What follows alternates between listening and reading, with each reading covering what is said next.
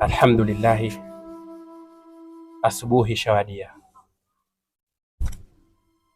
Mungu, kama nilivyokukabidhi mwili wangu jana na moyo wangu kiujumla, na leo pia nakukabidhi tena.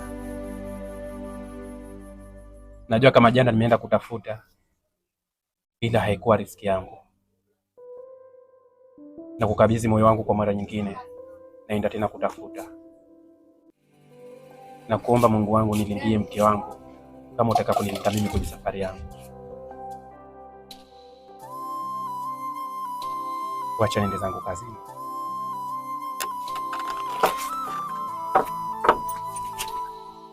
Mungu, nilikuwa nipo chumbani lakini nimesikia maneno yako ulikuwa unaongea. Nimehuzunika kidogo. Usihuzunike. Unajua siku zote katika haya maisha kuna kupata na kukosa. Mtoaji pekee ni Allah peke yake. Tafahamu?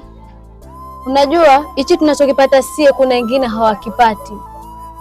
Tunachokula sie kuna wengine hawakili.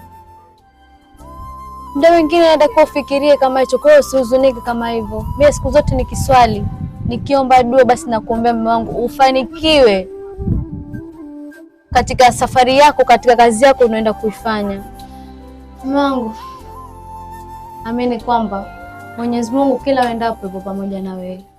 Alafu tambua riziki mafungu 7, na katika hayo 7 uamini kama nasie katika hayo 7 basi moja nasie lipo.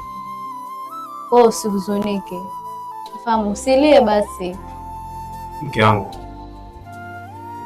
siku zote naamini kwamba kuna mke na mkekea, na kila ninapokaa nazidi kumshukuru Mungu kwa mke ambaye amenipatia. Laiti kama ingekuwa ni mwenzako, sio kunipa ushauri tu, ingekuwa zamani kashanikimbia. Lakini na imani kwamba umelea, umeleleka, wazee wako wamekufundisha kila njia ya kuishi na maisha. Dunia na imani kwenye kuzunguka kwetu, ipo siku tutaiona njia.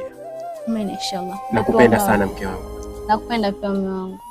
Kwa hiyo safari njema inshallah. Haya, safari njema. Kila laheri kwenye kazi yako. Bye.